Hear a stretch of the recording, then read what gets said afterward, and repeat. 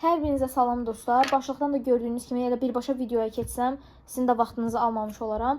Videomuzun məğzi nədən ibarətdir? Blok imtahanına ikinci şansa 3-4 gün qalıb və bunun üçün video istədilər məndən. Mən də öz əlimdən gələni əsirgəməməyə çalışıram və sizlərə yardım etmək məqsədindən öz praktikalarımdan da yola çıxaraq sizlərə bir həftə qalmış nəyi necə etməlisiniz bu haqda biraz məsləhət vermək istəyirəm. Başlayırıq tarixdən. Tarixi nə etmək lazımdır? Bildiyiniz kimi tarix bu il çətin düşdü.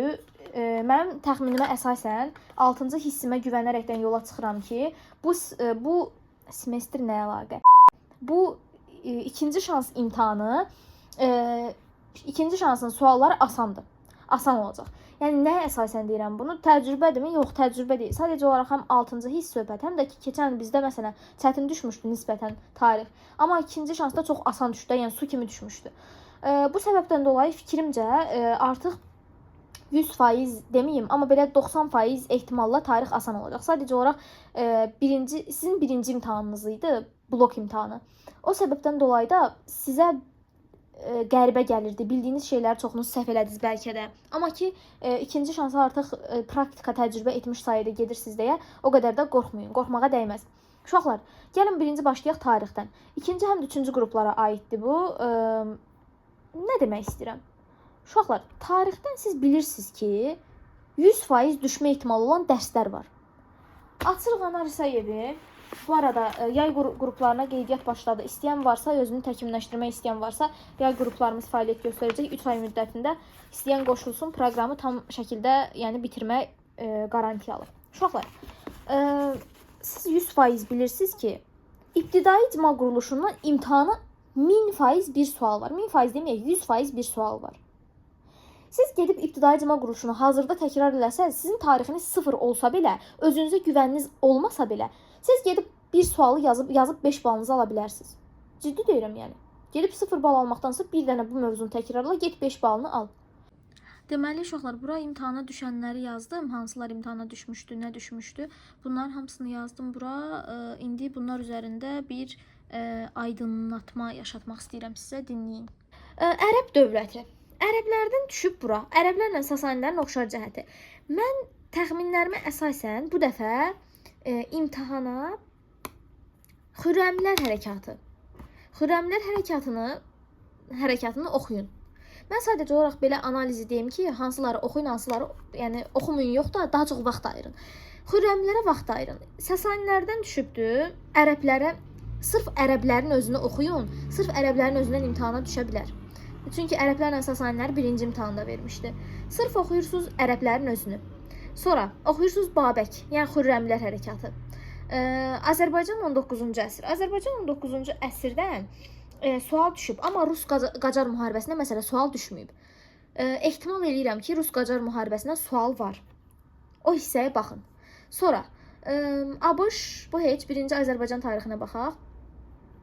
Azərbaycanda o qopçur falan belə vəzifələr var idi. O vəzifələrə, indi vəzifələrdən salıb imtahan, yəni orada imtahanda. Bu dəfə gedin baxın torpaq mülkiyyət formalarına, bir də ki vergi formalarına, vergilərə, bir də ki torpaq mülkiyyət formalarına. Bunlardan 100% bir sual var. Bu hissələri gedin təkrarlayın. Mannadan sual düşüb. Bu dəfə sualınız sırf mannadan olacağını zənn eləmirəm. Sırf ya Atropatenadan da variantlı şəkildə, ya da Albaniyadandır. Mannanın sualını açıq suallara qoya bilər. Yəni ki, seçmə 1-3-5 məsələ. Bu hissəyə qoya bilər. Ona diqqət edin. Sonra, Birinci Dünya müharibəsi Cənub. Birinci Dünya müharibəsi Cənub. Cənubi Azərbaycandan bu dəfə sualı gözləyirəm ya AXC ilə oxşarlıq düşə bilər. Cənubi Azərbaycan bir də ki AXC, ya da ki Cənubi Azərbaycan 2-ci Dünya müharibəsində. Bu dəfə 2-ci Dünya müharibəsindən sual gözləyirəm ki 2-ci Dünya müharibəsindən düşsün. Yəni ehtimalımı əsasən Cənub mövzusunda 2-ci Dünya müharibəsinə toxunarlar. Sonra 2-ci Qarabağ müharibəsi, qan yaddaşımız 1000% bilinməli idi. Məsələn, 1-ci Dünya müharibəsindən sual düşməmişdi, amma təxmin edirəm ki, tez danışıram ki, vaxtınız çox getməsin bu arada. Bu dəfə təxmin edirəm ki, 1-ci, 2-ci Qarabağ müharibəsinin ortaq cəhətini, yəni fərqli oxşar cəhətini sala bilər. 2-ci Qarabağ müharibəsi xəritə sualı düşmüşdü. Bu dəfə bir ehtimal olaraq deyirəm, sualınız ya antiterrorla, ya da ki 1-ci Dünya müharibəsindən Eyler-Venn diaqramı düşə bilər. Ehtimalın biri budur. İkincisi bu Qarabağ müharibəsinin variantlı suallarını sala bilər ki, məsələn, tutaq ki, yəni filan yer azad edilməsi ilə nə baş vermişdi? Bu tipli sual düşə bilər. Xanlıqlar. Baxın, xanlıqlar mövzusu onsuz da çətin mövzudur. Bir sual düşür. Bu dəfə sual böyük ehtimalla düşəcək xəritə sualı. Diqqət edirsiniz. Xəritə sualından böyük ehtimal düşəcək xanlıq mövzusu. Və sual belə düşə bilər bu tip. Filan kəs bu ərazini bu ildə işğal etmişdi. Bu ərazi bu ildə birləşdirilmişdi. Quba, Şəki, Bakı falan. Bunlar birləşdirilmişdi. Bu tipli sual gözləyirəm xanlıqlardan. Ağqoyunlu, Qaraqoyunlu. Bunların birindən yenə 100% bir sual var. Buna diqqət eləyin. Hətta Səfəvilərlə ortaq fərqli cəhətini də və yaxud da ki, yəni yenə Eyler-Venn diaqramı tipli bir şey sala bilər. Səfəvilərdə ona diqqət eləyirsiniz. Və Səfəvilərdə padişahların xronoloji ardıcıllığı düşmüşdü. Bu dəfə Səfəvilərdə illərə diqqət eləyin. Bir də ki, xəritə sualına. Yəni paytaxtlarının falan yerlərini bilin. Və yaxud da ki, hansısa bir döyüşdə, məsələn, Hüseynlə döyüşlər olmuşdu. Həmin o Sultan Süleymanla döyüşlərin, məsələn, illərini, hansı əraziləri tutmuşdu falan. Bu hissələrə diqqət eləyin. Sonra gəldik Eldənizlər dövləti. Eldənizlərdən düşür burada. Hazırda gözlədiyim hissələr Hülakülər dövlətidir. 90%. Teymurilərin Azərbaycanda hakimiyyətidir. Bu iki hissəyə diqqət edin, buradan sual var. Yəni böyük ehtimal deyirəm ha. Növbəti Azərbaycan SSR. Azərbaycan SSR-i su kimi bilməlisiniz. Buradan 100% bir sualınız yenidən olacaq və bu sual böyük ehtimalla mədəniyyətə aiddir. Yəni bu hissəyə Azərbaycan SSR-in mədəniyyət dövrünə böyük, yəni diqqət edirsiniz. Böyük nə əlaqə? Hə, feodal dövlətə. Feodal dövlətlərdən onsuz da sual düşür hər il. Bu ildə düşəcəyi qaçılmazdır. Və feodal dövlətlərdə hökmdarların ortaq fərqli xüsusiyyətlərinə, eyni zamanda paytaxtlarına yenə diqqət eləyin. Gətirib xəritə sualı kimi sala bilər. Sonra AXC dövrlər. AXC-də dövrlərdən sual düşüb. Bu dəfə də nə ilənsə ya AXC-nin ortaq cəhətidir, ya da xüsusilə dövrlərə aid hadisələrdir. Hətta Azərbaycanın Respublika dövründən ya da ki SSR dövründən AXC-nin ortaq cəhətini də yenə sala bilər. Və AXC-dən 100% bir sualınız var və bu səfərki sualı böyük həcmdə gözləyirəm, qrafika həcmində. Yəni ona əsasən gedin hakimiyyəti dövrlərini öyrənin, hakimiyyətləri, yəni dövrlərin illərini öyrənin. Oradan sual düşə bilər və yaxud da ki sırf mədəniyyətin özünə aid. Tutaq ki, iqtisadi sahədə AXC-nin həyata keçirdiyi tədbirlər. Bu belə bir şey düşə bilər, buna diqqət edirsiniz. Səfəvi şahları bunda dedik. Bu Azərbaycan tarixi mövzuları. İndi gəlirik ümumi tarixdən nə düşə bilər? Ümumi tarixdə baxın, Frank krallığı var, Frank dövləti, Frank krallığı daha doğrusu, bir də ki İngiltərə krallığı. Bu Frankdan salıb plus Bizansdan da salıb. Yəni Avropa xalqları erkən orta əsrlərdə bu öz aləmində güya salıb sual. Amma bu dəfə yenə siz diqqət edirsiniz Frank imperiyasının özünə, Frankın özünə. Frankdan bir sual düşə bilər və yaxud da ki düşməyə də bilər. Yəni məcburiyyət deyil, bu düşməlidir, burada da düşüb. Amma məsələn Avropa xalqları erkən orta əsrlərdə ümumiyyətcə sual düşməyə də bilər, amma Frankın özünə xüsusən diqqət eləyin ki, yenə nədənsə nəsə sual sala bilər. Sonra İngiltərə krallığı bu ikisinin ortaq cəhətini vermişdilər, səhv eləmirəmsə. Bu heç. ABŞ 1787-ci il. Baxın, ABŞ hər il imtahana düşür. Bu il situasiya olaraq ABŞ gözləyirəm. Plus 1-ci, 2-ci Dünya müharibəsindən və soyuq müharibə tərəfdən gələ bilər. Ümumilikdə gedin yeni dövrə, yəni ki, mütləq baxın. Və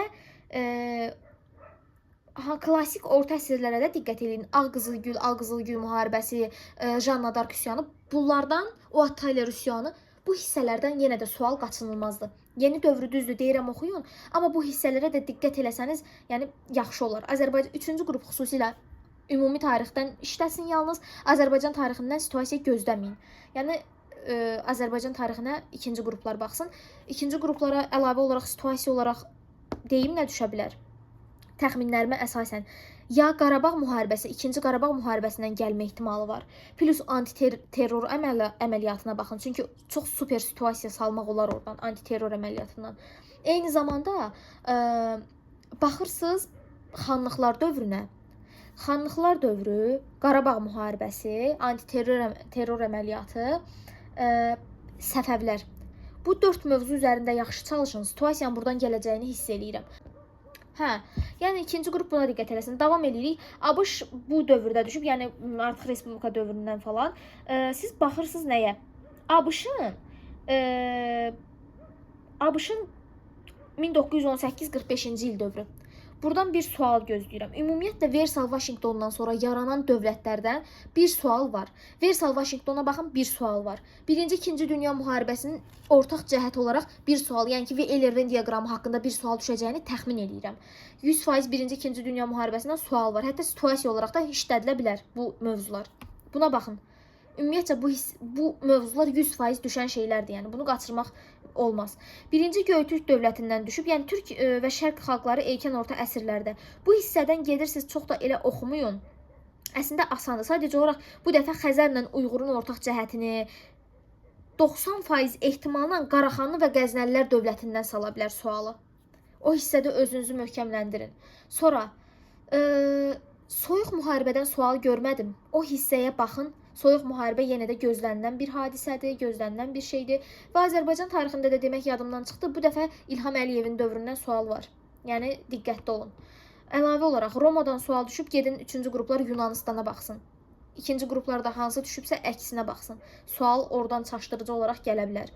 Sonra Osmanlı dövlətindən 14-cü, 15-ci əsr düşüb. Yəni səhv eləmirəmsə kimin dövrü idi? Yadımdan çıxdı. Süleyman dövrü idi deyəsən. O heç. Gedirsiniz, baxırsınız Osmanlı dövləti, Osmanlı imperiyasına, dövlətinə yox, imperiyasına. İmperiyadan sual gözləyirəm. Ümumilikdə tarixdən bu qədər. Bayaqdan tarixdən danışıram. Yəni indi keçid edirik Azərbaycan dilinə. Baxın uşaqlar, Azərbaycan dilindən mənim hazır qaydam var. Çox elə istəyirsinizsə, mən o qaydanı satıram hazırda. Və indi də endirimlidir. İstəsəniz ekranda gördüyünüz nömrə ilə, bu nömrə ilə əlaqə saxlaya bilərsiniz. Mən Azərbaycan dili PDF-ini satıram. Yəni ki, bir neçə nəfərə də, hətta neçə nəfərlərə satmışam. Yəni bir neçə nəfərə yox. Yəni təbii ki, keyfiyyətdən də söz ola bilməz. Orada nə yazmışamsa imtahana o düşüb. Yəni əksini iddia eləyən ola bilməz. Və sualları da işləyirsiniz nədən? Gedin test toplusunu açın, 4 gününüz var hələ. Bu videonu indi saat neçə olur yükləmək fikrim var. Tutar, tutmaz da heç. Son olaraq bir dənə sizdən xahişim, gedin Quba vloqunu bəyənin. Orada yəni çox güləcəksiniz. Bu bir. İkincisi də ki, çox sərt danışıram. Mənə fikir verməyin hazırda, yorğunam. Onu boş verin. Azərbaycan dilindən oxuyursunuz nəyi? Gedin. Fakt sizə suallar deyirəm. Sual yox daha doğrusu. Fakt sizə mövzular deyirəm. Gedin o mövzulara baxın Azərbaycan dilində. Əlavə, tabeli mürəkkəb cümlə, tabesiz cümlənin növləri, ismin halları, şəkilçilər, ismin, sifətin, feilin şəkilçilərini gedin əzbərləyin. Yenə 100% bir şəkilçiyə aid sual var və təhlil. Sintaktik təhlildən 100% sual var. Fonetik təhlildən 100% sual var. Bu hissələr qaçınılmazdır. Yəni bu hissələrə baxın, sual oradan var. Bayaq da uşaqlara dərsdə deyirəm ki, uşaqlar, Azərbaycan dilində 20-yə yaxın mövzu var və hər birini sualda istifadə eləyir. Bir sual qoyur, sualda 3 mövzunu soruşur. Yəni bu şeylərə diqqət edin. Azərbaycan dilində nədən düşəcək, düşməyəcək söhbəti yoxdur. Azərbaycan dili şans oyunudur, riyaziyyat kimi. Burada sizin məntiqiniz irəliləməlidir, sizin savadınız irəliləməlidir. Fakt şeylər deyir ki, gedib İngiltərə krallığına aid illəri əzbərləyəsən, imtahana girəsən. Burada sənin təcrübən, sənin tutduğun, belə deyək, əqidədən yola çıxaraq hərəkət edirlər. Fəlsəfiləşdik, bu heç. Ona baş qoşmursunuz, bu belə. Amma belə indi dərs ədəbiyyatdan nə demək istəyirsən? Ədəbiyyatdan gedirsiniz, sizə tapşırığım, ədəbiyyatdan keçən ilin suallarını açırsınız. Əvvəlki ilin suallarını açırsınız. Ən çox düşən 10 mövzunu götürürsünüz, çox demirəm, 10 dənə mövzu götürürsünüz, başlayırsınız oxumağa. Gedirsiniz onunla da imtahana. Başqa bir şey gözləmirəm sizdən və bu arada sizi həvəsdən düşürmək falan məqsədim yoxdur. Fikrim onda deyil. Fikrimcə Azərbaycan dili və ədəbiyyat asan düşəcək bu dəfə, bu mövzu, bu imtahanda. Ədəbiyyatdan biraz çətinlik, yəni çətinlik çəkəcəyinizi zənn edirəm. Yəni ədəbiyyatın çətin olacağı qaçınılmazdır mənim düşüncəmə, hisslərimə, təxminimə görə. Yəni siz də gedin ədəbiyyatınız zəifdirsə ona çox vaxt ayırmayın. Gedin əsas bildiyiniz tarixi təkrarlayın, çünki tarix fakt olan şeylərdir. Amma ədəbiyyata Azərbaycan dilinin hardan necə gələcəyini bilmirik. Ümumilikdə belə hər birinizə uğurlar arzu edirəm uşaqlar. Universitet həyatımızın sonu deyil, kamu spot olaraq deyirəm bunu. Universitet həyatımızın sonu deyil, düzdür. İlk addımlarınızın başlanğıcıdır, daha doğrusu başlanğıclarınızın ilk addımıdır. Yəni heç kim istəməz ki, bu yolda uğursuz olsun. Bu arada bu dediyim sözlər keçən il mənim sözlərimdir. Heç kim istəməz ki, atdığı ilk addım uğursuz olsun. Siz də istəməzsiniz təbii ki də və bu səbəbdən dolayı da vaxtında oxumaq lazım idi. Bu ümumi duyarıdır, amma belə deyim ki, uşaqlar, həyatınızı imtahana satmayın, həyatınızı imtahanlara qurban verməyin. Çünki insan həyatı çökürsə, yəni onu bərpa eləmək olmur. Mümkün deyil. Psixoloji cəhətdən, nə bilim, fiziki cəhətdən sağlamlığı bərpa eləmək çox çətindir. Bir insanın o deyirlər riyaziyyatı öyrənmək zəncir kimidir. Zəncir qopdusa digərləri qırılır. Onu yaşamış bir insan olaraq deyirəm ki, sağlamlıq da eyni bunun kimi bir şeydir. Əsas insanın can sağlığıdır. Əsas yəni valideyniniz olsun, sevdikləriniz olsun, onların sizə dəstəyidir, onların sizə güvənidir və yaxud da ki, onların sizin yanınızda olmasıdır. İnsanın bu həyatda valideyn yox da, yəni qıraq qoyaq, sevdikləri içərisində valideyn, dost, tanış daxildir. İnsanın o sevdikləri yanındadırsa, ona sizə güvənirsə, o yəni başqa nə olur olsun, nə tərz olur olsun, oxusanız, universitetə girsəniz, girməsəniz, balınız 1 gəlsə, 0 gəlsə, heç bir fərqi yoxdur.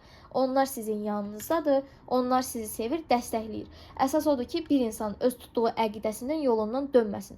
Çünki hər şeyi bərpa eləmək olar, amma insanın həvəsinin qırılmasını, soyumasını düzəltmək olmaz. Bir insan bir şeydən soyur, bezirsə, onun sonu həmişə elə bitir. Çalışın ki, son olaraq deyirəm, həyatınızı imtahanlara qurban verməyin. Əlavə olaraq da Azərbaycan dilindən də kameramız çox keyfiyyətsiz olub, nəsə eyb yoxdur. Əlavə olaraq da Azərbaycan dilindən də hazırlıq keçirəm. Dediyim kimi, həmin o PDF-i satıram, istəyən olsa əlaqə saxlasın, ucuz qiymətədir, narahat olmayın. Hər kəsin büdcəsinə uyğun, imtahana da 4 gün qalıb. Buyurun, əlaqə yaradın. Sağ olun, hələlik kanala abunə olub Quba vloquna baxmağı unutmayın. Bay bay.